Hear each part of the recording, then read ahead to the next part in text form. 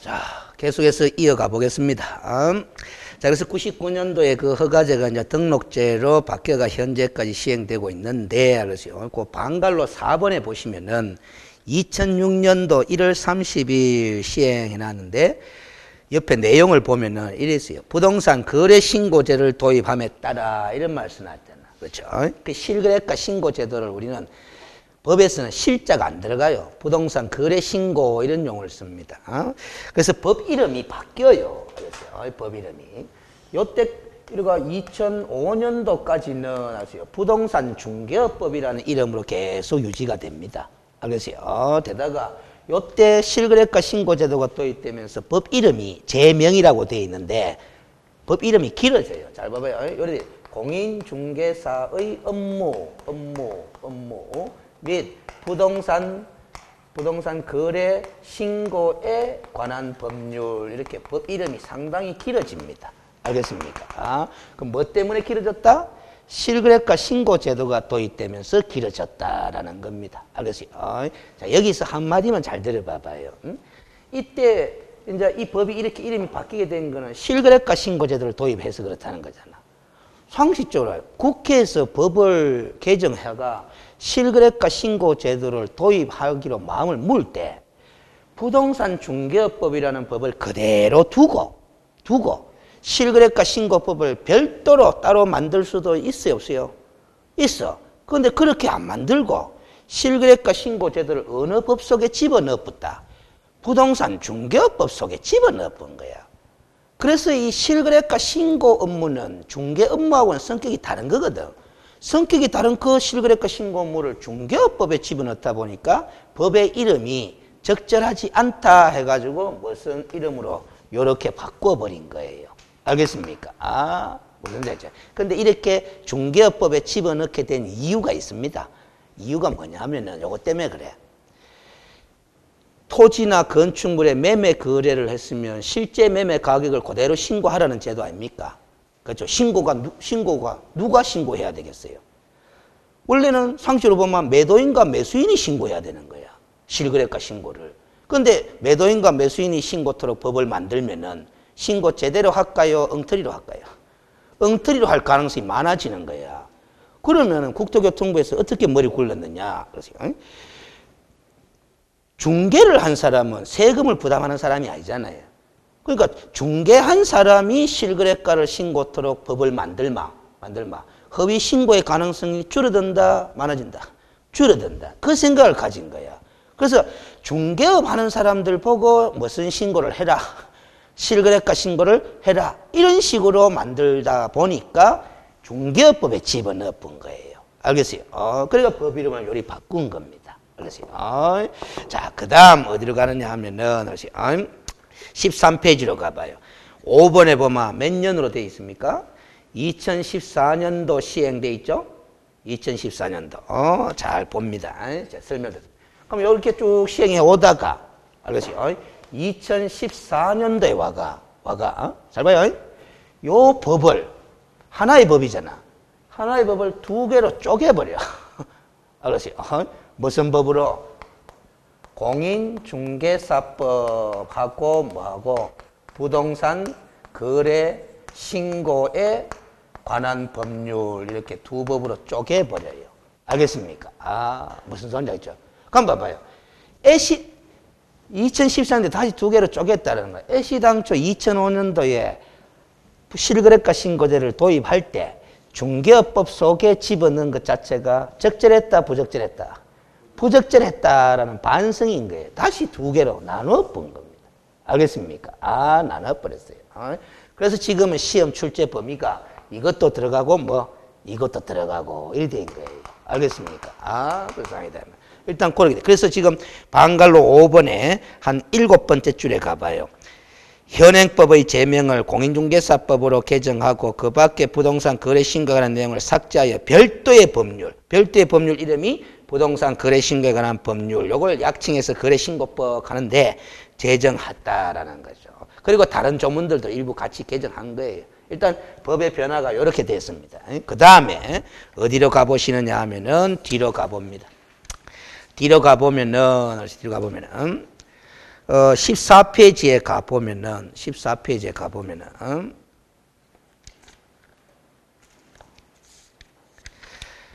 지금 여기서는 수록이 안 돼 있는데, 14페이지 6번에 그 시행 2014년도, 7번에 2016년도, 이거는 크게 중요성이 없어요. 그걸 다 앞으로 공부할 거니까, 안 읽어보셔도 관계는 없는데, 어디를 잠시 가보시느냐 하면은, 자, 우리 교재 더 뒤로 가보겠습니다. 뒤로 몇 페이지로 가보느냐 하면은, 254페이지로 가봐요. 254페이지 앞부분에 봐봐요. 253페이지지 결국.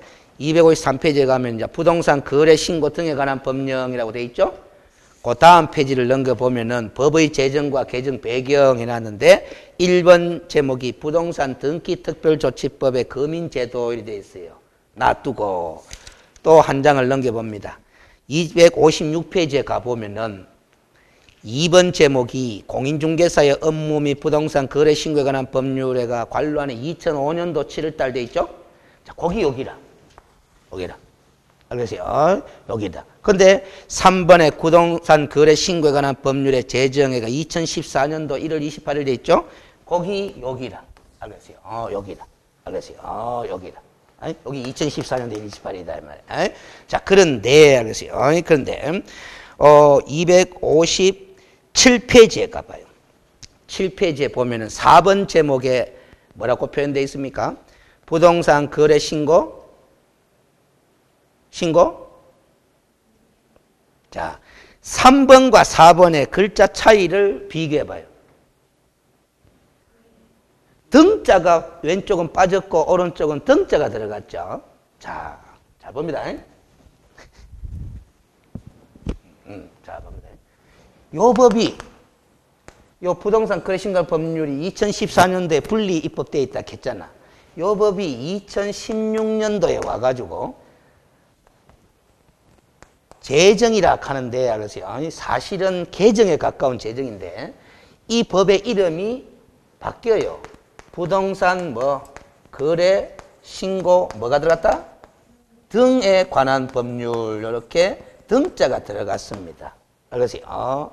그러면 이 등이 들어간 거는 왜 들어갔느냐 하면 2016년도에 잘 봅니다.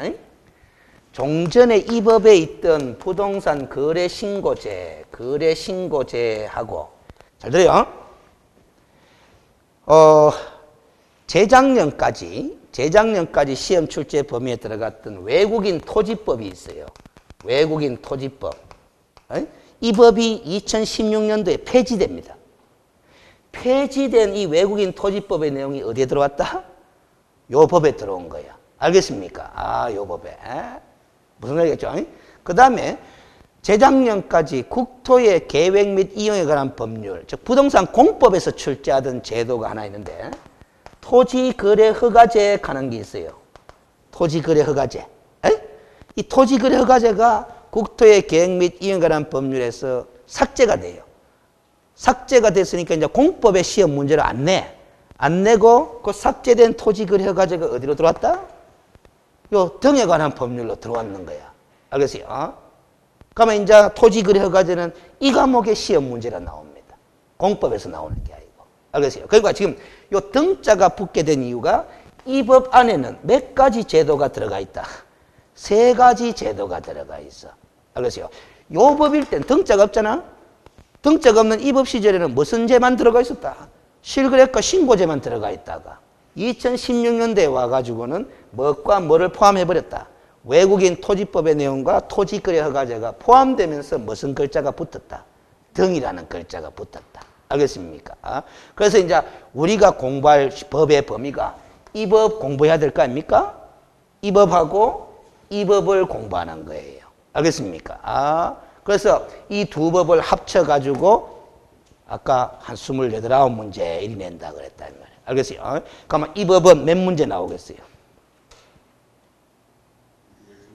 3문제지 뭐. 요거 한 문제, 요거 한 문제, 요거 한 문제, 3문제야.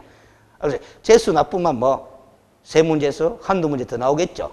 그렇죠. 이거 두 문제 내든지 뭐 이거 두 문제 내든지 이래뿐만 네다섯 문제까지 늘어난다. 그래서 이 법에서는 최소 몇 문제 이상은 낸다. 세 문제 이상은 내는 거야. 세 문제에서 다섯 문제 이리 냅니다.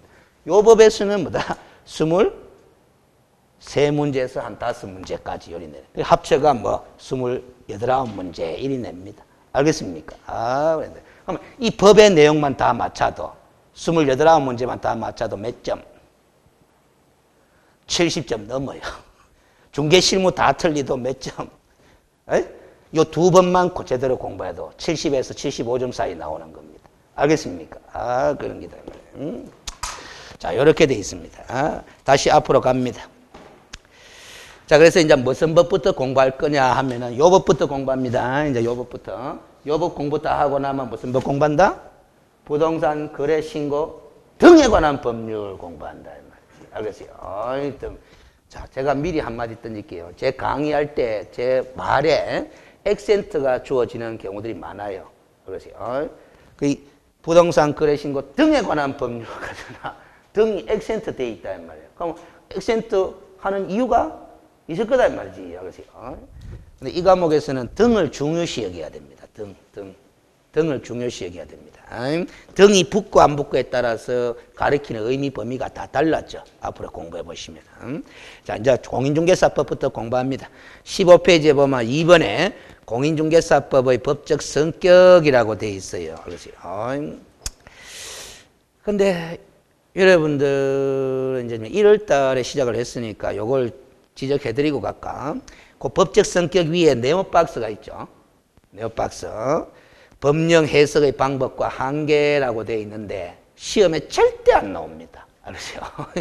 그런데 이 판례 하나를 좀 의미를 알고 넘어가면은 여러분들이 나중에 그 민법 있죠? 민법 공부하는 데 도움을 많이 받고 또 이 과목 공부하는 데도 도움을 많이 받아요. 저쪽에 부동산 공법이나 뭐 세법이나 그래서요. 공시법 공부하는 데는 크게 활용할 판례는 아닙니다. 근데 1차 과목이 민법이나 이 과목 공부하는 데는 상당히 중요해요. 자, 이것 때문에 중요합니다. 여러분들이 시험 치는 과목 중에 민법하고 이 과목, 1차의 민법, 2차의 요 과목에서는 시험 문제가 이것도 많이 나옵니다. 뭐 판례, 대법원 판례 하는 걸 시험 지문에 많이 내요. 그럼 판례가 뭡니까? 이리 물어봅니다. 판례가 뭡니까?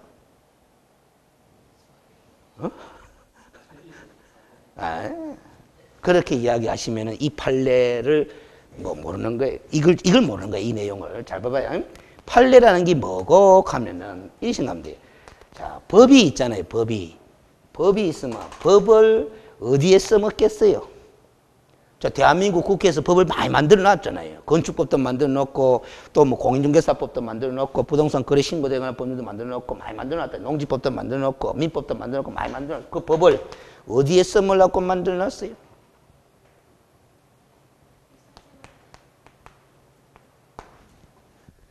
뭡니까? 사건입니다. 이 사건은 이렇게 생각하면 돼요. 사건은 분쟁이다. 이렇게 생각하면 돼요. 알겠습니까? 사람들 사이에 알겠어요. 분쟁이 발생한 사건이야. 이 사건을 해결해야 돼요, 안 해야 돼요? 해야 되잖아. 분쟁을 해결해야 되잖아. 해결의 가장 바람직한 수단이 뭐다? 바람직한 수단이 합의잖아. 합의. 분쟁 당사자 간에 악수하고 분쟁을 끝내자. 합의하는 게 제일 좋은 거예요. 그런데 합의가 안 돼 뭐야? 뭐로 해결해야 된다? 법으로 해결해야 된다라는 거예요. 알겠습니까? 자, 그런데 그러면 이 법하고 사건은 상당히 중요한 관계가 있겠죠. 그런데 이 사건은 현실에서 벌어진 거잖아. 현실에 벌어진데 아주 구체적으로 뭐다 벌어져요. 아주 다양하게 벌어져요. 알겠습니까? 별의별 사건이 다 터진다 이 말이야, 소위. 그런데 법은 미리 정해놓은 거잖아. 그렇지? 미리 정해놓은 거잖아요. 그나마 구체적의 반대말이 뭐 추상적이에요. 법은 추상적으로 만들어져 있고 뭐 다양하다, 단순화되어 있다 이 말이에요. 알겠습니까? 이 단순하고 추상적으로 만들어진 이 법을 구체적이고 다양하게 벌어진 이 사건에 뭘 한다? 적용을 해가 이 사건을 해결해야 된다. 해결해야 되는 거야. 근데 이거는 추상적이고 이건 구체적이에요. 이건 단순하고 아주 다양하게 버려져요. 그럼 뭐 적용할 때 뭐가 필수적으로 등장할 수밖에 없느냐면 뭐 해석이라는 게 필수적으로 등장할 수밖에 없다. 뭐의 해석? 법의 해석. 알겠어요? 법의 해석. 이 법은 전부 다 우리나라에서는 뭐 문자로 이루어져 있잖아요. 성문법이다 이 말이에요. 문자로 이루어진 이 추상화된 문자로 아주 단순한 문자로 이루어진 이 법을 구체적이고 다양한 이 사건에 적용을 내가 해결을 하기 위해서는 이 성문의 문자를 뭐 해야 된다? 해석을 해야 되는 거예요. 알겠습니까? 이 해석하는 게 우리가 공부하는 거야. 우리가 공부하는 게 바로 해석한다 생각하면 돼. 민법을 공부한다 하면 민법을 뭐 한다? 해석한다. 공인중개사법을 공부한다 하면 뭐 한다? 해석한다. 이리 생각하면 돼. 그 우리나라의 법학이라 하는 거는 법 해석학이다. 이리 생각해도 됩니다. 알겠어요? 그렇죠? 그러면 해석할 때 해석의 방법이 다양하다 안 다양하다? 다양하다라는 겁니다. 그 해석의 방법 중에 다양한 방법 중에 하나가 벌써 앞 시간에 경험했어요. 뭐 연역적 방법. 이 법제도의 현재 우리가 해석하고자 하는 법제도의 내용이 어떤 과정을 거쳐서 만들어졌느냐. 역사적인 과정을 통해서 오늘날 시행되는 법을 해석하는 방법도 있다 이 말이에요. 그래서 현재 법은 봐봐요. 현재 법조문을 보면 우리가 해석하고자 하는 법조문을 읽어보니까 이렇게 있어. 부칙 제6조 제2항에 따라 중개사무소 개설 등록을 뭐다? 등록을 한 것으로 보는 자는 하면서 문장이 나와. 이거 읽긴 읽었잖아. 이게 무슨 소리인지 해석해야 돼야 안 해야 돼요? 해석해야 되는데 이제 해석했나 안 했나? 했잖아. 앞 시간에 법의 역사를 쭉 공부하면서 이 사람 아닙니까? 누굽니까? 중개인. 그렇지, 중개인. 우리가 강의의 편의상 보면 그 중개인을 가리키는 단어가 이리 길어요. 부칙조 제6조 제2항에 따라 중개사무소 개설 등록을 한 것으로 보는 자라는 것은 바로 누구를 가리키는 거다? 중개인을 가리키는 거다. 그 중개인은 누구를 가리킨다? 구체적으로 물으면 옛날에 소개영업법 시절에 복덕방 신고를 하고 영업하는 사람이나 아니면 뭐 83년도에 자격제도가 도입되어 있지만 89년도 말까지 한 6년 동안은 자격증 취득하지 않아도 중개업의 허가를 받을 수 있었던 시절이 있었다 없었다? 있었다. 그때 허가를 받은 사람이 99년도에 등록제로 바뀌었는데 등록을 한 것으로 봐주더라. 기득권을 인정해서. 그런 사람들을 이렇게 부르는 거다 하면서 우리가 해석을 했다 지금 안 했다? 했다라는 거예요. 이게 연역적 해석 방법인 거예요. 알겠습니까? 만약에 제가 앞 시간에 설명을 안 해줬으면 이 표현 읽고 이게 누군지 알아요? 몰라? 모르는 거야. 이게 법의 해석이라는 거다 이 말이에요. 그게 우리 공부하는 거야. 그래서 법을 공부한다 하면 해석한다고 생각하면 돼. 그럼 읽어봅시다. 근데 한계가 있다는 거예요. 한계가. 읽어봅시다. 법 해석의 목표는 어디까지나 법적 안정성을 저해하지 않는 범위에서 구체적 타당성을 찾는 데 둬야 된다. 구체적 타당성 하는 거는 이거 합리적으로 해결하는 데 목표를 둬야 된다라는 거죠. 정의로운 해결을 해야 된다라는 거야. 알겠어요? 그리고 과정에서 가능한 한 법률에서 사용된 문헌 가는 거는 문자야. 문자의 통상적인 의미에서 충실하게 해석하는 것을 원칙으로 하고 나아가 법률의 입법 취지와 왜 이렇게 법을 만들었느냐, 그리고 그 제정, 개정의 연역, 법질서 전체와의 조화, 다른 법령과의 관계 등을 고려하는 체계적, 논리적 해석 방법을 추가적으로 동원함으로써 위와 같은 법 해석의 요청에 부응하는 타당한 해석이 되도록 하여야 한다. 그러니까 결국에는 거기에 보면은 뭐 취지와 목적, 연역, 조화, 다른 법령과의 관계 등을 고려하여 이런 말이 나오죠. 결국은 뭔 소리냐? 그 문장을 외울 필요는 없어. 이 판례가 절대 시험에 나오는 거 아니기 때문에. 결국 이 추상적인 법을 사건에 적용하기 위해서 해석할 때는 다양한 측면들을 고려해야 된다. 해야 된다라는 소리라요. 알겠습니까? 다양한 측면들을. 알겠어요? 이 조문을 왜 만들었느냐? 이 입법 목적도 고려를 할 때도 있고. 알겠어요? 또 이 조문하고 다른 조문과의 관계 속에서 이해를 해야 뭐 해석이 제대로 되는 경우도 있고. 알겠어요? 무슨 건지 알겠지? 그 여러 가지 측면을 다 고려해. 그럼 여러 가지 측면을 고려하기 위해서는 여러 가지 측면을 많이 알아야 된다, 몰라야 된다? 알아야 돼. 그러니까 법을 공부를 많이 하면 할수록 무슨 능력이 향상된다? 법 해석 능력이 향상되는 거예요. 그 사법시험 정도 합격한 사람이라면 공부를 많이 했겠죠? 하고 나면은 무슨 능력이 생겼다? 해석 능력이 생겼다. 해석 능력이 생겼다라는 것은 자기가 처음 보는 법이에요. 처음 보는 법인데도 읽기만 읽으면, 성문법이니까 읽어보면 될 거 아닙니까? 읽어보면 이제 무슨 소리인지 해석할 수 있다, 없다? 있다라는 거예요. 여러분들 사법시험, 변호사 시험 합격한 사람이 건축법 공부해가 합격했을까? 공부 안 하고 합격했을까? 건축법. 공부 안 해가 합격했어요. 건축법이 시험 과목에 안 들어가거든. 사법시험 과목에, 변호사 시험에. 그런데 나중에 건축과 관련된 분쟁이 발생하잖아. 그걸 법정에서 변호하잖아요. 할 때 건축법의 내용을 읽어본다, 안 읽어본다?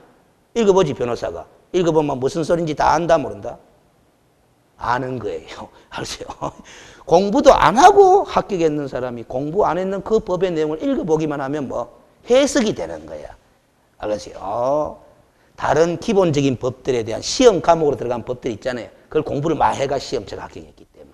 알겠습니까? 그 여러분들도 중개사 시험에 합격하고 남아 중개사 시험 공부할 때 공부하지도 않았던 법 찾아가 읽어보마. 무슨 소린지 대충 감이 온다 논다. 오는 거야. 무슨 소린지 알겠습니까? 그게 법 해석 능력이 걸리죠. 그렇지. 자, 그런 취지로 앞으로 그렇게 공부한다는 거죠. 이번에 이제 공인중개사법의 법적 성격, 여기서부터 이제 공인중개사법을 공부하는 거야. 알겠어요? 자, 양갈로 1번에 부동산 중개업에 관한 일반법, 그걸 줄을 딱 끊어요. 그렇죠? 제목을. 부동산 중개업에 관한 일반법에 되어 있어.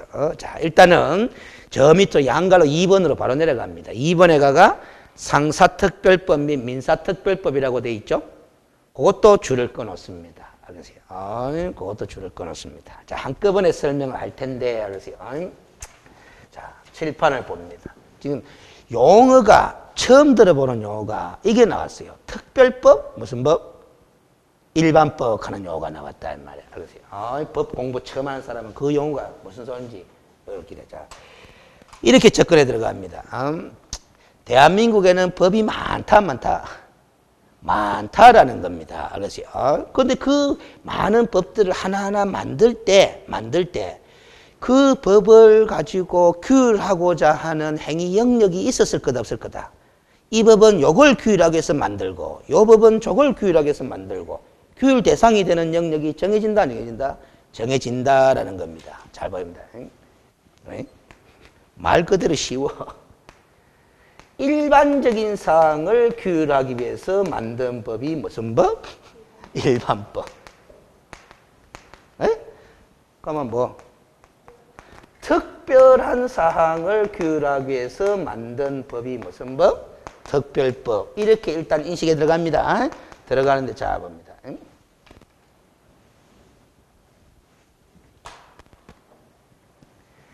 시간이나 사항이나 알겠어요? 장소에 관계없이 시간이나 사항이나 장소에 관계없이 일반적인 사항을 두루두루 규율하기 위해서 만든 법이 무슨 법? 일반법. 그러면 특별한 시간, 특별한 사항, 특별한 장소에 관해서만 특별한 사항만을 규율하기 위해서 만든 법이 무슨 법? 특별법이 된다. 그러면 이 특별한 시간이나 특별한 사항이나 특별한 장소는 다 일반적인 시간, 일반적인 사항, 일반적인 장소에 포함된다는다. 포함이 되는 거예요. 알겠어요? 그 일반적인 시간 중에 특별한 시간을, 특별한 사항을, 특별한 장소를, 특별한 사람을 규율하기 위해서 만든 법이 특별법이거든. 알겠습니까? 자, 그러면 그림을 그려보면 이런 관계가 되는 거예요. 이게 법입니다. 동그라미가. 동그라미 안은 이 법으로 규율되는 영역을 말하는 거예요. 자, 그러면 이게 일반법이다 하면은 특별법은 동그라미를 치면은 바깥에 치겠어요? 안에 치겠어요? 안에 일이 치야 되는 거야. 알겠습니까? 이 사항들 중에 요 사항만을 따로 이 규율하기 위해서 만든 특별법이 있다, 없다? 있다라는 거야. 있을 수도 있고 없을 수도 있어요. 알겠습니까? 무슨 소리인지 알겠지? 자, 그러면은 요 부분만 봅시다. 요 부분만 봅시다. 작은 동그라미 안에. 이 안에서 사건이 발생했어. 그러면 이 사건에 적용될 법은 몇 개?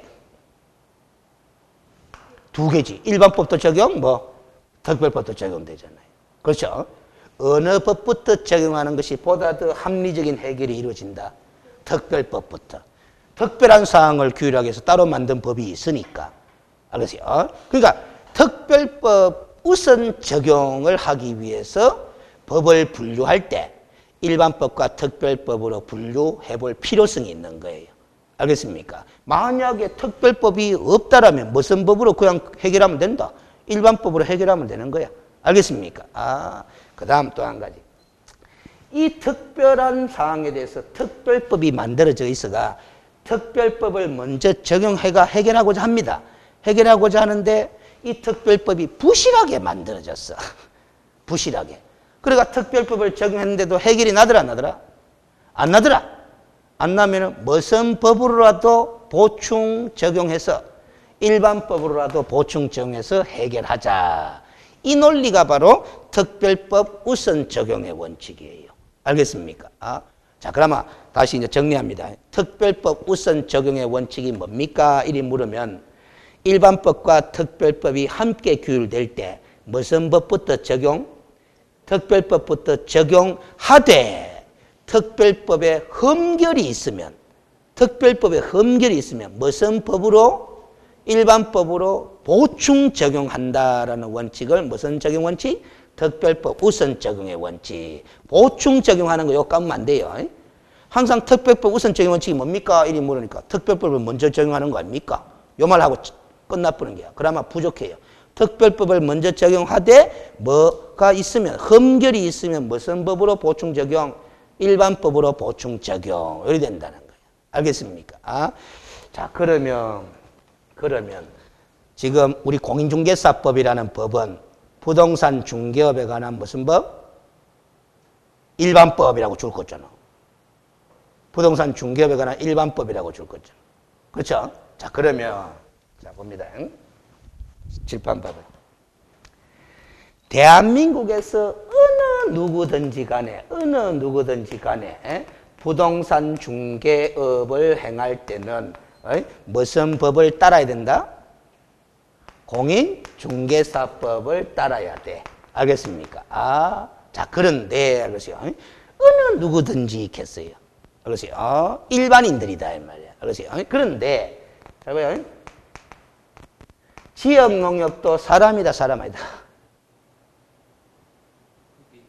자, 여기서 또 민법이 한 바퀴도 안 돌았기 때문에 가는데 알겠어요. 민법 공부하면 법에서 사람의 종류가 두 종류입니다. 자연인과 뭐 법인. 그럼 법인도 사람이다, 사람 아니다? 사람이다. 그럼 지역농협도 사람이다. 이 지역농협인 사람도 여기 들어간다, 안 들어간다? 들어갑니다. 알겠습니까? 그러면 이 지역농협이 뭘 한다? 부동산 중개업을 하고자 해. 그럼 무슨 법을 따라야 된다? 공인중개사법을 따라야 되면 맞아요. 맞는데 잘 들어요. 지역농협이라는 특별한 사람이 농지라는 특별한 부동산, 농지도 부동산의 종류 아닙니까? 농지에 대한 중개업을 행할 때는 농업협동조합법에 따라 뭐 해라? 중개업을 해라 하는 법이 있어. 얘는 못 봤지만 있어. 그러면 이 법은 지역농협의 농지중개업에 관한 농업협동조합법 규정은 공인중개사법에 대한 무슨 법? 특별법이 되는 거예요. 이게 특별법이 되고 이게 뭐? 일반법이 되는 거예요. 알겠습니까? 무슨 소리인지 알겠지? 그러면 예를 들어 산림조합이라는 법이 있다. 산림조합이라는 사람이 있죠. 이 사람이 또 뭐 임야의 뭐다 중개업을 할 때 산림조합법 하는 법이 있어. 이 법에 따라 중개업을 하도록 규제를 받거든. 그럼 산림조합법도 공인중개사법에 대한 무슨 법? 특별법이 되는 거예요. 알겠어요? 자, 그러면은 아까 특별법 우선 적용의 원칙 한번 대입시켜 볼게요. 지역농협이 농지의 중개업을 하고 싶어. 그러면 특별법 우선 적용의 원칙 아닙니까? 무슨 법부터 적용받는다? 이거 법부터, 이 농업협동조합법부터 먼저 적용받아. 그럼 이 법에 흠결이 있는 부분은 무슨 법? 공인중개사법을 따라야 되는 거예요. 알겠습니까? 공인중개사법을 따라야 돼. 자, 한번 연습해 보겠습니다. 이게 일반법과 특별법 중에 우리 공인중개사법에서는 중개업을 하고자 하는 사람은 다 등록하라고 그래. 그러면 농협도 등록해야 돼요, 안 돼요? 농협도 등록해야 돼요, 안 돼요? 농협도 어느 누구든지 들어간다며. 그럼 농협이 농지의 중개업을 하고자 해도 뭐다? 등록해야 돼요, 안 돼요? 해야 되는 거야. 그런데 지역농협이 농지의 중개업을 하고자 할 때 농업협동조합법이라는 법이 있는데 이 법에 보니까 이런 말이 나와.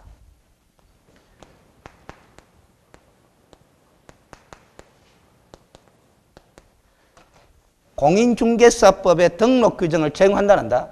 안 한다 하는 규정이 있는 거야. 어느 법에? 어느 법에? 농업협동조합법에. 알겠어요?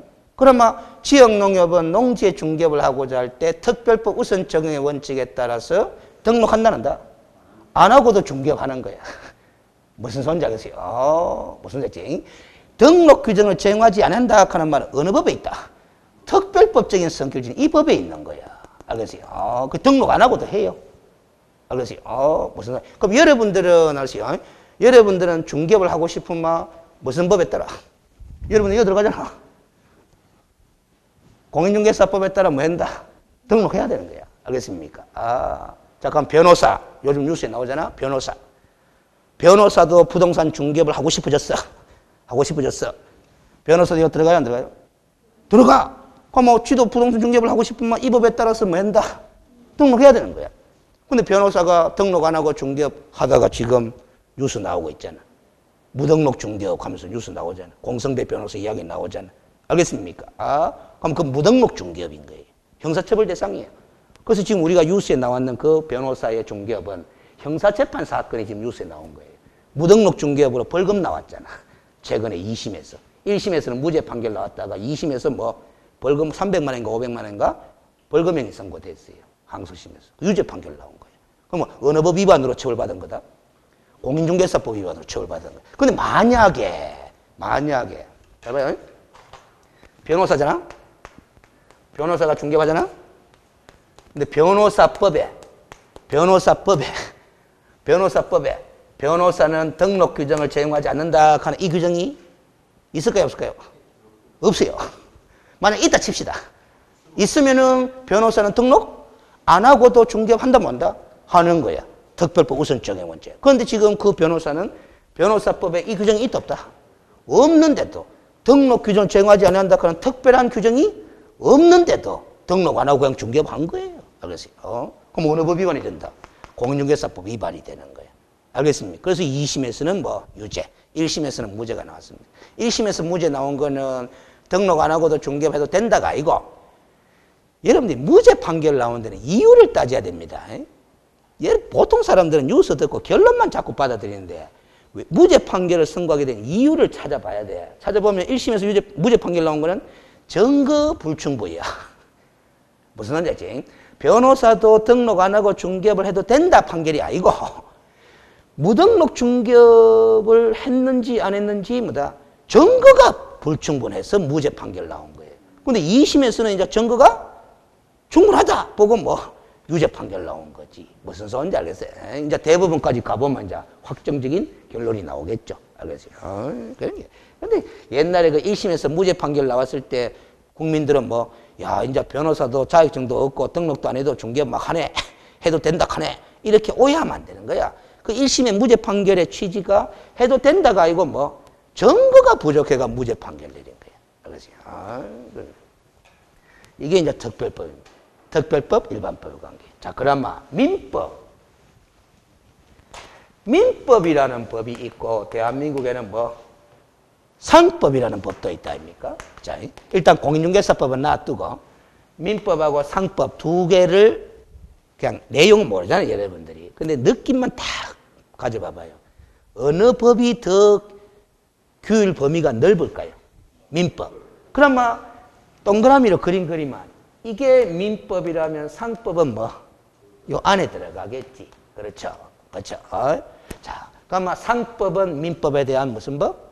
특별법. 민법은 상법에 대한 무슨 법? 일반법. 이런 거야. 알겠습니까? 자, 그런데 우리가 공부하는 법은 민법, 상법이 아니고 공인중개사법이잖아.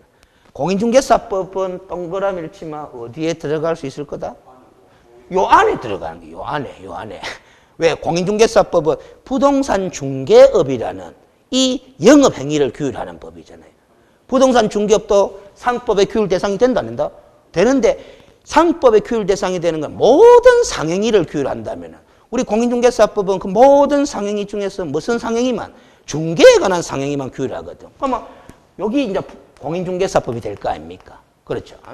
그럼 봐봐요. 공인중개사법은 상법에 대한 무슨 법? 특별법. 그래서 상사특별법이 되는 거야. 상사특별법. 그러면 이 상법이 없다고 쳐봐. 그러면 민법에 대한 뭐? 특별법이기도 하다. 민사특별법이 되는 거야. 알겠습니까? 그러면 이제 일단 동그라미를 3개 쳤잖아? 그러면 이제 중개업과 관련해서 분쟁이 발생했어. 부동산 중개업과 관련해서 분쟁이 발생했어. 제일 먼저 특별법 우선적인 원칙에 따라서 무슨 법부터 적용? 공인중개사법부터 적용. 여기에 흠결이 있으면 무슨 법? 상법. 상법에도 흠결이 있으면 뭐? 민법. 이렇게 되는 거예요. 이게 법 적용의 순서가 정해지는 거예요. 이거 기출된 지문이에요. 좀 오래전에 기출된 지문이 부동산 중개에 관하여 법 적용의 순서는 공인중개사법, 그 다음에 뭐? 상법, 그 다음에 뭐? 민법 순으로 적용된다. 요 시험 지문에 나왔어. OX. 이렇게 되는 거예요. 알겠어요? 지금 설명을 들었으니까 그 지문이 바로 OX 되지. 알겠어요? 무슨 소리야. 그러니까 우리가 공부하는 게 해석하는 방법 공부하는 게다. 해석은 왜 하노? 하면 아까 뭐 사건에 뭐 하기 위해서 적용하기 위해서 법 적용하기 위해서 해석하는 게다. 자꾸 이렇게 해석을 듣고 공부를 하다 보면은 이제 법을 써먹는 능력이 향상되는 거예요. 알겠어요? 이런 걸 공부 안 하고 그냥 법전을 피가 한글이니까 그냥 읽어봐. 써먹을 줄은 몰라. 알겠어요? 자, 그러면 여기서 조금 더 지역농협으로 갑니다. 지역농협이 농지에 관한 중개업을 할 때 이제 법을 적용해보자. 제일 먼저 적용되는 법은 농협동조합법. 여기에 흠결이 있으면 뭐? 공인중개사법. 공인중개사법에 흠결이 있으면 뭐? 상법. 상법에다 흠결이 있으면 뭐? 민법. 이리 가는 거야. 산림조합도 마찬가지. 그런 순으로 갑니다. 알겠습니까? 자, 그런데 여기 이해되는데 이거는 또 틀린데. 그럼 민법까지 적용했어. 근데 민법도 흠결이 있어가. 해결이 안 나. 그럼 그 다음 무슨 법? 이 나온단 말이에요. 헌법 아닙니다. 이 바깥에 법이 있다 없다? 자, 그래서 알겠어요. 그것 때문에 여러분들이 민법을 나중에 공부하잖아. 민법 제1조가, 요건 조문 표시입니다. 제1조 여기 있습니다. 1조가 법원 해가지고 나오는데 한자로는 이리 있어요. 여기 있습니다. 이 원자 이리 있었지 이 원자가 아닙니다. 아세요? 이 법의 존재 근거, 법의 인식 근거를 가리키는 전문 용어인데 여기에 조문의 문장이 뭐가 나오느냐 하면 잘 봐봐요. 민법 조문 1조가 민사에 관하여 본법은 무슨 법이겠어요? 민법 1조니까 민법이겠지. 본법에 규정이 없으면 흠결이 있으면 무슨 법에 의하고? 관습법에 의하고. 관습법도 없으면 뭐에 의한다? 조례가 아니고 조리에 의한다 이렇게 있어. 민법 1조가. 그럼 봐봐요. 지역농협이 농지의 중개업을 하는데 특별 우선적인 원칙에 따라서 법 적용 순서를 정하면 농협협동조합법부터 적용되어 있죠? 흠결이 있는 부분은 무슨 법? 공인중개사법. 공인중개사 흠결이 있으면 뭐? 상법. 상법에 흠결이 있으면 뭐? 민법. 민법에다 흠결이 있으면 민법 1조에 따라서 무슨 법? 관습법. 관습법도 흠결이 있으면 뭐? 조리. 이렇게 가는 거예요. 이렇게 가는 거예요. 그러면 관습법과 조리는 불문법이에요. 알겠어요? 불문법. 무슨 소리지? 그러면 이런 법들은 다 성문법이에요. 그래서 우리가 민사는 불문법도 법이다, 법 아니다? 법이다라는 거예요. 민사사건에 있어서 적용할 법은 성문법만 적용하는 것이 아니라 뭐 또 불문법도 법으로 인정이 되는 거예요. 형사사건은 불문법은 법이다, 법 아니다? 법 아닙니다. 성문법 원칙이에요. 알겠습니까? 무슨 소리인지 알겠어요? 우리가 민사사건에 적용될 법, 형사사건에 적용될 법의 범위가 달라요. 알겠습니까? 무슨 소리인지 알겠지? 그래서 헌법 하는 말이 제일 잘 나오는 데 아닙니다. 자, 근데 요거 한 가지, 헌법이라는 말이 안 나왔으면 그냥 넘어갈라 했는데, 나왔기 때문에. 자, 지금 헌법이라는 이 오답이 안 나오도록 하기 위해서 이 공부가 필요해요. 법의 체계를 공부할 필요 있어. 법도 규범이잖아요. 상위 규범, 무슨 규범? 하위 규범. 그걸 좀 이해를 할 필요가 있어. 우리나라 법 체계상 가장 최고의 상위 법은 무슨 법이다? 헌법이에요. 그러면 헌법 아래에 법이 있겠죠? 그 법이 어떤 법이 있어요? 자, 왜? 민법이 있고, 뭐 상법이 있고, 뭐 형법이 있고, 알겠어요? 공인중개사법이 있고, 알겠어요? 농업협동조합법이 있고, 산림조합법이 있고, 수많은 법들이 있는 거야. 알겠습니까? 이런 것들 다 두드리 뭉쳐가 법률이라 그렇게 이야기를 합니다. 알겠습니까? 무슨 얘기지? 그러면 이 법률을 다 국회에서 제정한 거잖아. 그럼 국회에서 제정한 이 법률을 행정부가 시행을 해야 된다. 시행을 해야 되는 거야. 시행하기 위해서 필요해서 만든 규범이 시행령이라는 게 있어요. 알겠어요? 시행령.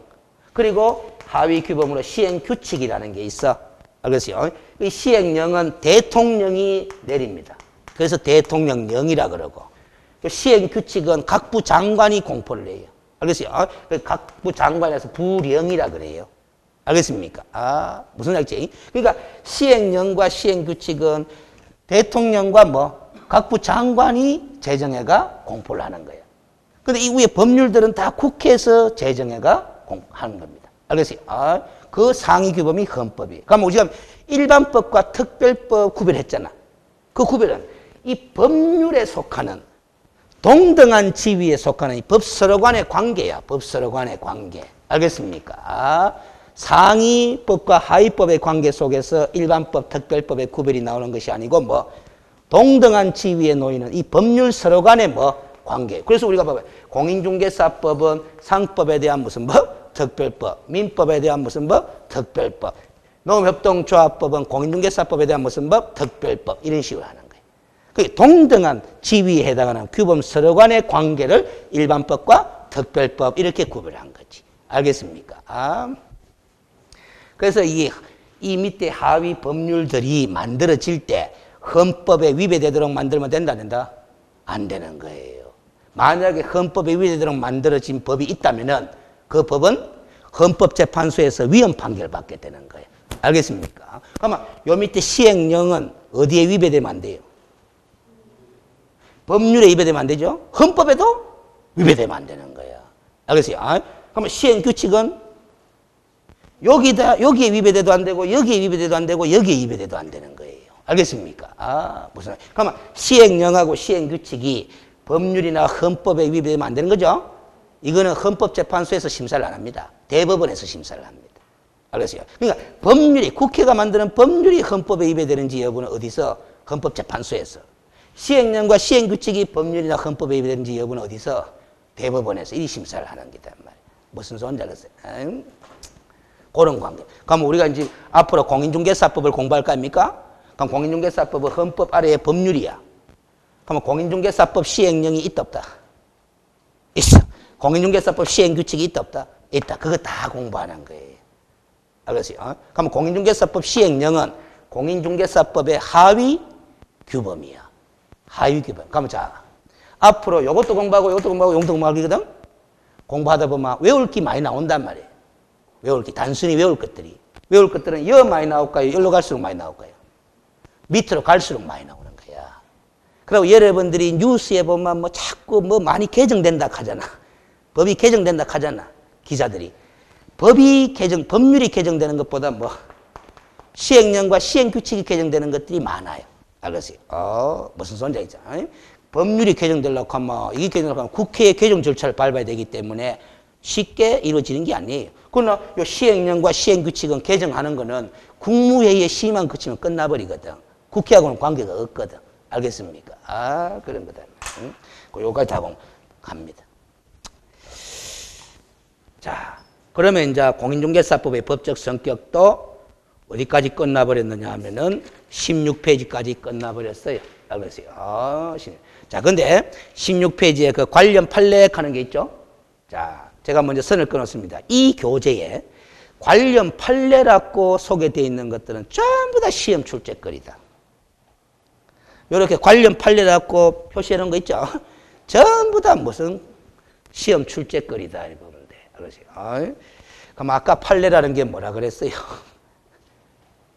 사건에다가 뭐 법을 적용해가 해석해 놓은 결과물이야. 결과물. 그러세요. 그러면 판례 공부가 어렵겠어요? 법조문 자체를 공부하는 게 어렵겠어요? 아니지. 판례가 더 어렵지. 왜냐하면 판례는 법조문의 내용을 사건에 모양기기 때문에 적용해가 나온 결과물이잖아요. 그렇죠?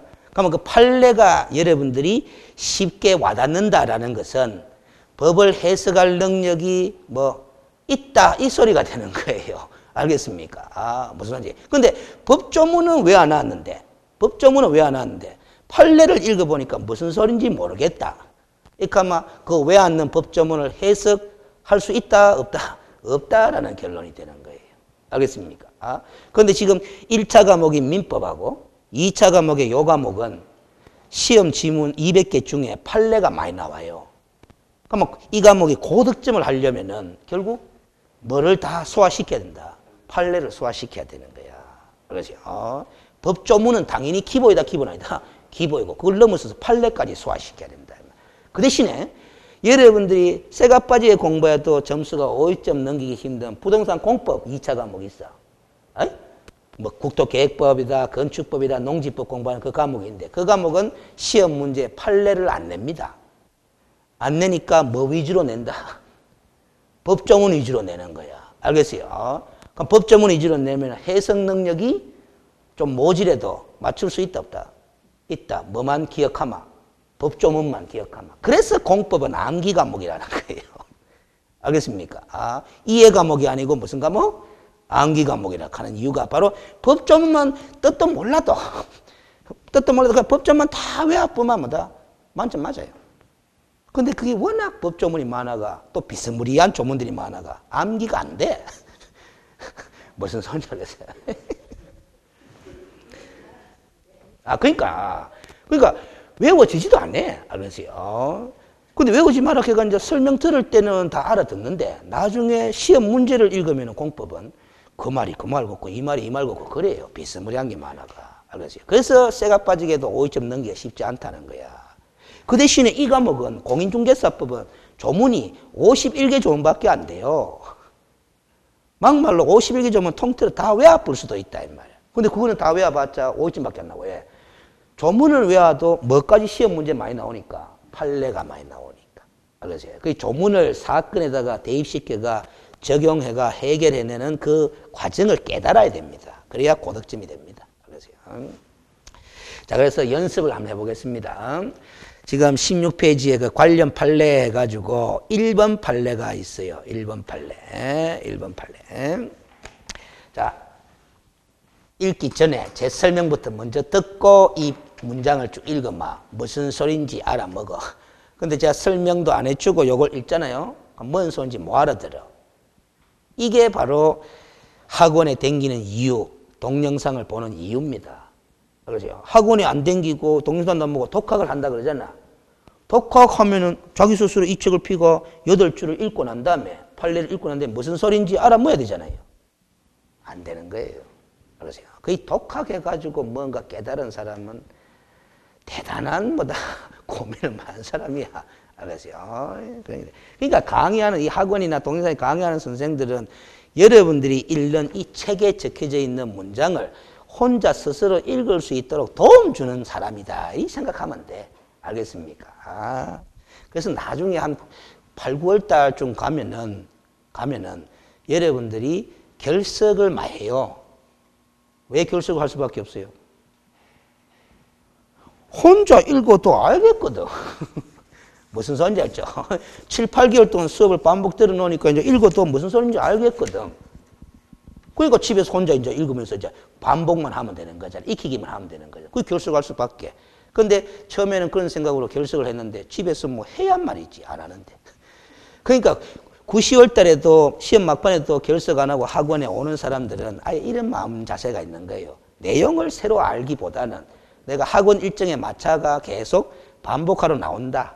알았어요. 내 혼자 집구석에 있으면 뭐다. 시간 조절이 안 된다. 이래가 나오는 거야. 알겠습니까?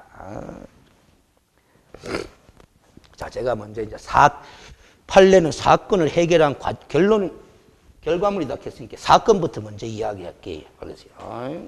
자, 우리 나중에 공부해보면 공인중개사법에서는 이 중개사무소 운영하는 소장님들을 뭐라고 부르느냐 하면은 개업공인중개사라고 불러요. 뭐라고 부른다? 개업공인중개사라고 불러. 알겠어요? 손님 찾아오죠? 고객이 찾아오죠? 그 고객을 뭐라고 부른다? 중개의뢰인이라고 부릅니다. 알겠습니까? 중개. 앞으로 이런 용어를 자꾸 입에 익혀야 돼. 알겠어요? 그래야 글이 읽힙니다. 알겠어요? 그 개업공인중개사와 중개의뢰인 사이에 이제 뭐다? 영업이 이루어지는 거잖아요. 그렇죠? 맞죠? 그러면 요 사람은 요 사람한테 중개 서비스를 제공하는 거야. 알겠습니까? 그리고 이 사람은 이 사람한테 중개 서비스에 대한 대가로 뭘 준다? 수수료, 뭐 준다? 복비 간다. 알겠어요? 용어 다 바꿔야 되는 거예요. 이제 공부를 하면은 전문가가 되기 위해서는 전문적인 용어도 구사를 해야 됩니다. 알겠어요? 중개 보수라고 그래요. 알겠습니까? 무슨 말인지 알겠지? 보수. 그 시험 지문에는 중개 보수라는 용어를 쓰지 복비 용어 안 나온다 이 말이에요. 수수료 용어 안 나온다 이 말이에요. 근데 공부할 때 자꾸 복비, 수수료 이렇게 공부하면 내용은 이해가 되는데 나중에 글 읽을 때 불편해지는 거예요. 알겠어요? 그래서 이제 아예 용어를 바꾸어서 익히는 작업을 하는 게 좋아. 알겠어요? 자, 그런데 알겠어요? 자, 사건부터 이야기합니다. 이 사람이 요 사람 사무실에 찾아와 가지고 집 팔 수 있도록 도와주세요라고 의뢰를 하잖아요. 그래, 의뢰를 받잖아. 받아가 중개를 해주잖아요. 근데 그 과정에서 보수 지급에 관한 약정을 했다 안 했다? 안 했다라는 겁니다. 알겠어요? 현실적으로 잘 안 하죠. 당연히 줄 것으로 생각하고 뭐다 명확하게 약정을 안 해. 그래서 이제 집 팔려고 하니까 좀 중개 주시오라고 의뢰를 했고 알았다 중개 드릴게 했는데 보수 지급 약정을 안 했어. 그런데 어쨌든 중개를 했어요. 그래가 거래가 이루어졌어. 고객이 만족하도록 거래가 이루어졌어요. 그래가 이 사람이 이 사람한테 뭐 도둑했다. 중개 보수 도둑했어. 그러니까 이 사람이 주더라 안 주더라? 안 주더라. 왜 안 주노? 그러니까 뭐 내가 언제 준다 했노? 보수 지급하겠다라고 약정한 바가 없다. 못 줘. 이렇게 나온 거예요. 그럼 여러분들이 이 사람 입장이 돼봐요. 약정 안 한 건 사실이거든. 그러면 못 줘 하는 사람은 합의가 안 되잖아요. 그럼 왜 되나? 소송 걸 수밖에 더 있나 이 말이지. 중개 보수 지급 청구 소송 걸잖아요. 그럼 법원으로 가는 거잖아 결국. 그럼 법원에서 재판하는 거 아닙니까? 중개 보수 줘라 주지 말아라 재판할 거 아닙니까? 재판할 때 판사가 지 기분대로 재판합니까? 뭐로 재판합니까? 법으로 재판하지. 법으로. 법에 따라 재판하잖아 판사는. 지 기분 같아서는 조락하고 싶지. 그렇죠? 그 법에 따라서 줘야 되는 거예요. 법에 따라. 그러니까 판사의 업무를 수행하려고 하면 법을 공부를 막 해야 되나 아니야? 해야 되는 거예요. 법에 따라 재판해야 되니까. 만약에 상식적으로만 재판한 것 같으면 연세 드신 분만 판사하면 돼. 착한 사람만 판사 자리에 앉혀놓으면 돼. 알겠습니까? 그런 게단 말이에요. 그럼 법으로 재판하는데 이게 지금 무슨 내용의 사건이에요? 중개 보수와 관련된 사건이잖아. 이 사건에 적용될 법이 무슨 법이 있어요? 공인중개사법이 있는 거지. 공인중개사법이 있는 거지. 알겠어요? 그렇죠? 그러면 판사가 변호사 되기 위해서, 판사 되기 위해서, 알겠어요? 공인중개사법 공부하고 판사 됐을까요? 아니잖아.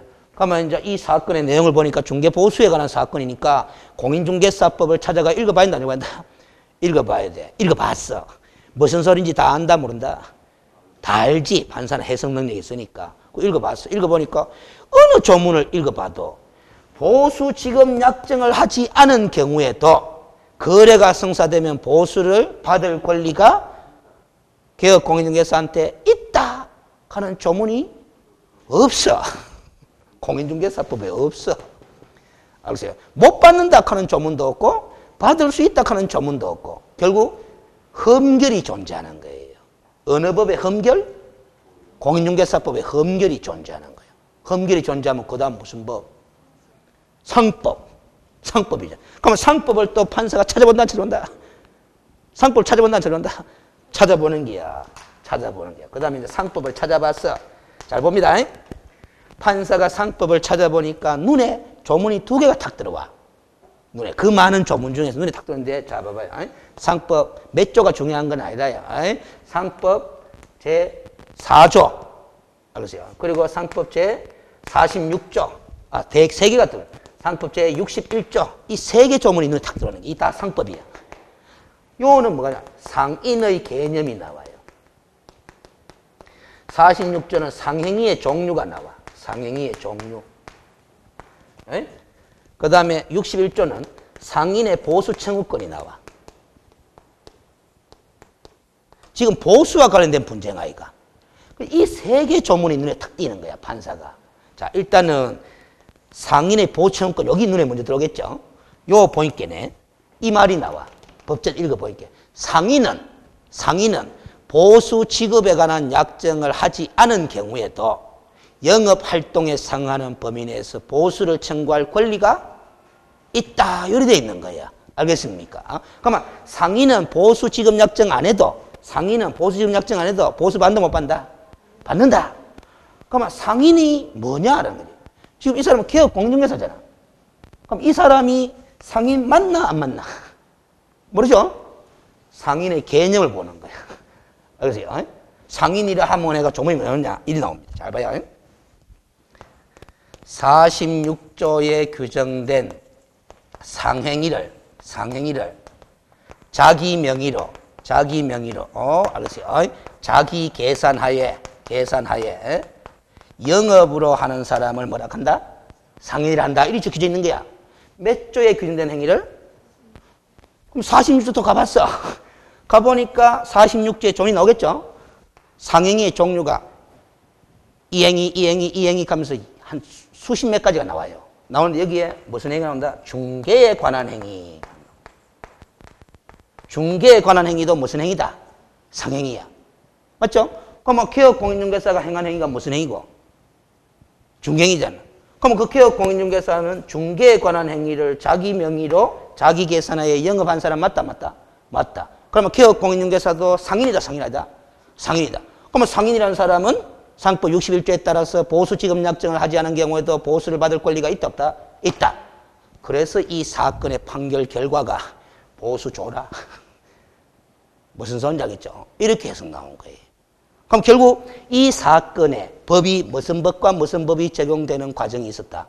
공인중개사법을 적용했는데 험결이 있는 바람에 무슨 법의 규정에 따라 상법의 저러한 규정에 따라 상법의 여러 규정을 종합적으로 해석해 본 결과 이 사건에서는 의뢰인이 보수 지급 약정을 하지 않은 경우에도 거래를 성사시키줬나 안 시키줬나? 시키줬지? 그 성사시키준 대가로 보수를 줘야 한다, 안 한다? 줘야 된다 하는 판결이 나온 거예요.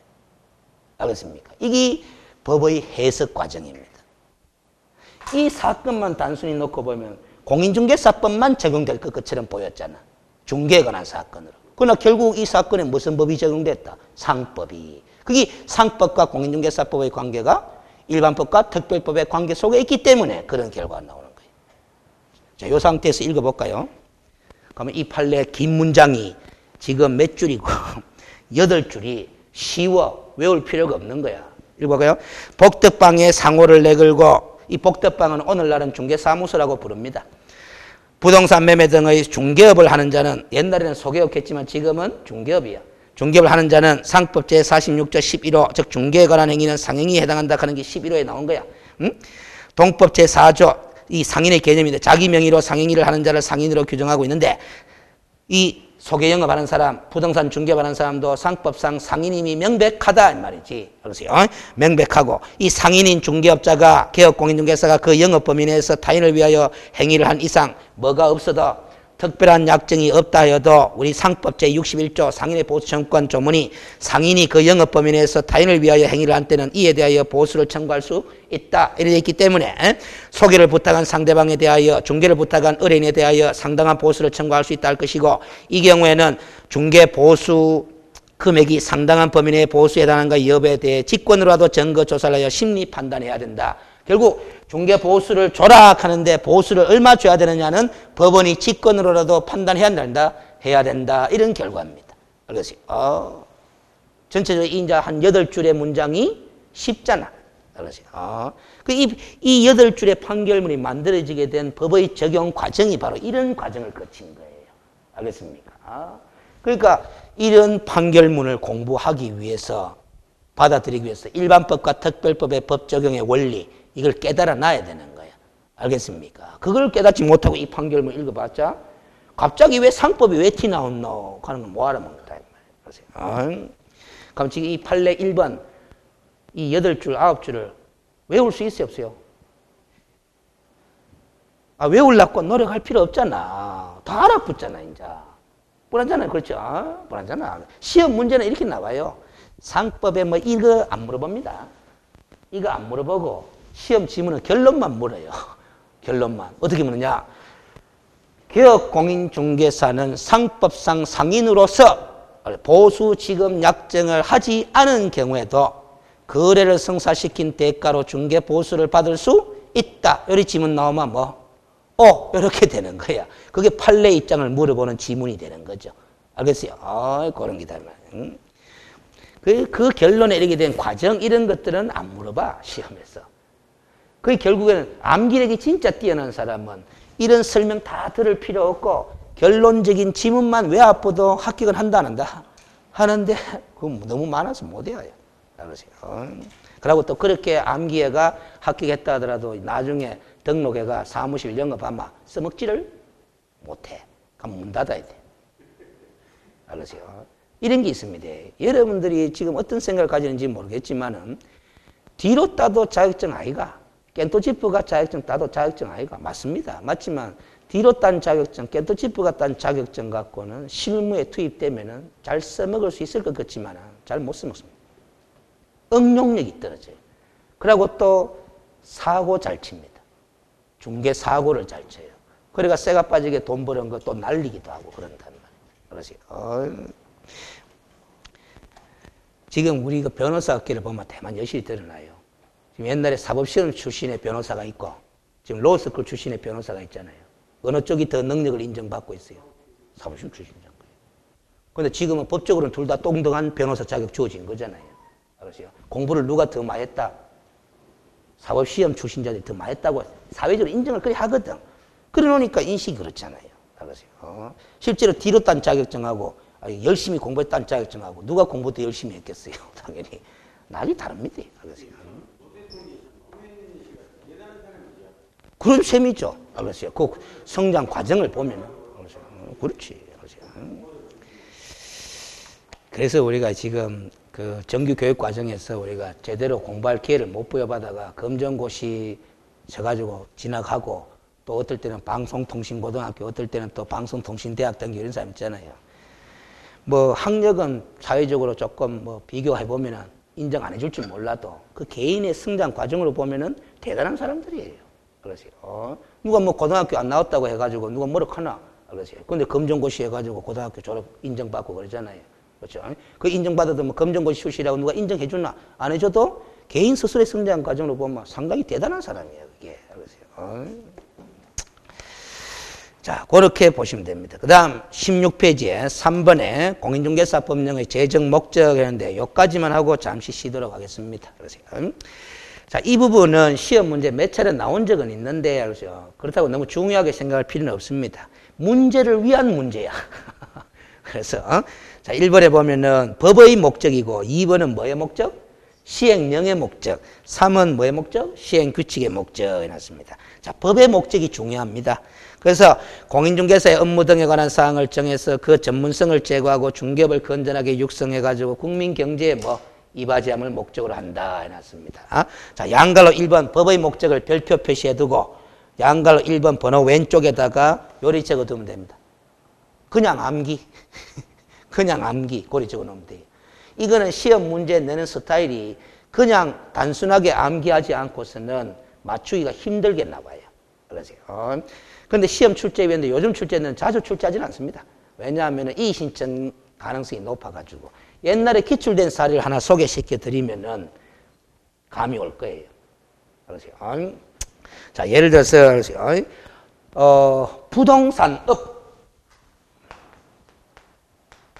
부동산업의 육성 이 단어 잘 봐봐요.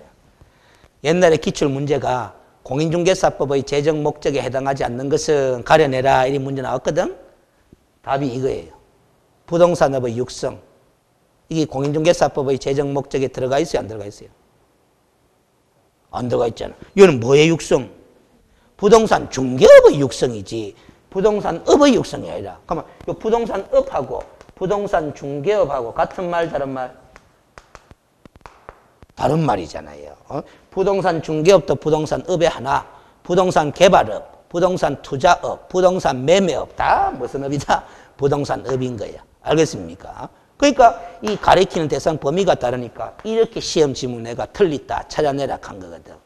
그러니까 용어에 주의를 하면서 정확하게 암기 안 하면은 이거는 뭐 맞추기가 힘든 주제라요. 그래서 그냥 암기라고 메모해두는 게 나아. 알겠어요? 그래서 이 문장을 읽어보면 결국 이 법은 이런 법이야. 공인중개사법은 부동산 중개업을 하는 걸 공인중개사의 업무가 중개 업무 아닙니까? 그 중개 업무를 뭐 규율함으로 인해 가지고 부동산 중개업을 육성하고자 한 거예요. 알겠어요? 부동산 중개업이 육성이 되면은 건전하게 육성이 되면은 거래를 하는 거래 당사자에게 피해가 갈 가능성이 줄어들죠. 그래서 국민 경제에 나름대로 이바지할 수 있다 없다? 있다. 이런 취지로 만든 법이다라는 거예요. 알겠습니까? 그렇게 생각하시면 됩니다. 그리고 시행령은 그 법에서 위임된 사항과 시행에 관하여 필요한 사항을 정해둔 거고 시행규칙은 법과 시행령에서 위임된 사항을 정한 거예요. 자, 근데 한 가지만 더 하고 쉬어 들어갑시다. 아까 법률이 있고 시행령이 있고 그 다음에 뭐 시행규칙이 있다 그랬죠. 상위 규범이고 하위 규범이죠. 이걸 국회가 만들잖아요. 만드는데 시행령에다가 위임시켜 줄 수 있다. 이런 거는 국회에서 안 만들게 대통령 당신이 알아서 정해라 라고 위임시켜 줄 수 있다. 아니면 법률을 만들 때 국회가 장관한테 바로 위임시켜 줄 수도 있다 없다? 있습니다. 알겠습니까? 그러면 대통령이 시행령을 만들면서 또 장관한테 위임시켜 줄 수 있다 없다? 있습니다. 알겠습니까? 그러면 봐봐. 시행규칙은 어디에서 위임받은 사항? 법률에서 위임받은 사항뿐만 아니라 어디에서? 시행령에서 위임받은 사항을 정하는 거예요. 알겠습니까? 그러나 시행령은 어디에서 위임받은 사항? 법률에서 위임. 그래서 그 줄 꺼놓은 그 차이가 좀 있어요. 알겠어요? 무슨 얘기지? 응? 그 위임받은 사항을 정하는 거예요. 위임받은 사항을. 알겠어요? 위임받은 사항을. 그럼 위임받지 않은 사항은 함부로 정한다, 못 정한다? 못 정합니다. 여러분들 법치주의 가잖아요. 그렇죠? 일반 국민들은 시행령과 시행규칙도 법이다, 법 아니다? 법이다라고 생각을 해요. 그러나 제가 보는 견지에서는 이건 법 아니야. 그래서 이 내용은 어디에 맞춰야 되기 때문에 법률에 맞춰야 되기 때문에 알겠습니까? 국회만이 법을 제정할 권한을 가지는 거야. 알겠습니까? 그런데 그 국회가 만든 법에 어기지 않는 범위 내에서 뭐다? 시행하는 데 필요한 사항을 정할 뿐이죠. 알겠어요? 그렇죠. 그 위임도 받지도 않았는데 대통령이 장관이 지 마음대로 막 적어놓으면 된다는다? 안 되는 거예요. 알겠습니까? 그런 게 그 여러분들 그 나중에 세법 공부하다 보면 이런 거잖아. 이런 것도 들어보거든. 조세 법률주의 가잖아. 이 가잖아. 요 법률 가잖아요. 그럼 국민들한테 정부가 세금을 하나 신설해가 부과하려고 그래. 없는 세금을. 그러면 뭐 법률이 만들어져야 돼요. 국회에서 통과되는 법률이 만들어져야 돼. 시행령, 시행규칙을 개정해가 국민한테 부과되지 않던 세금을 새로운 세금을 하나 신설하면 된다는다? 안 되는 거예요. 알겠습니까? 그런 걸 조세 법률주의라 그런다 말이에요. 알겠습니까? 그런 겁니다. 그러면 이제 부가가치세, 종합부동산세 뭐 이런 거 신설하기로 마음 먹었잖아? 국회에서 통과돼가? 그러면 그 종부세를 부과하는 데 필요한 절차라든가 그래서 기준이라든가 이 세부적인 필요할 거 아닙니까? 그런 걸 시행령, 시행규칙에서 만드는 거예요. 알겠습니까? 그럼. 자, 여기까지 해놓고 알겠어요. 17페이지 용어 정의는 좀 쉬다가 또 진행하도록 하겠습니다. 쉬었다 합시다.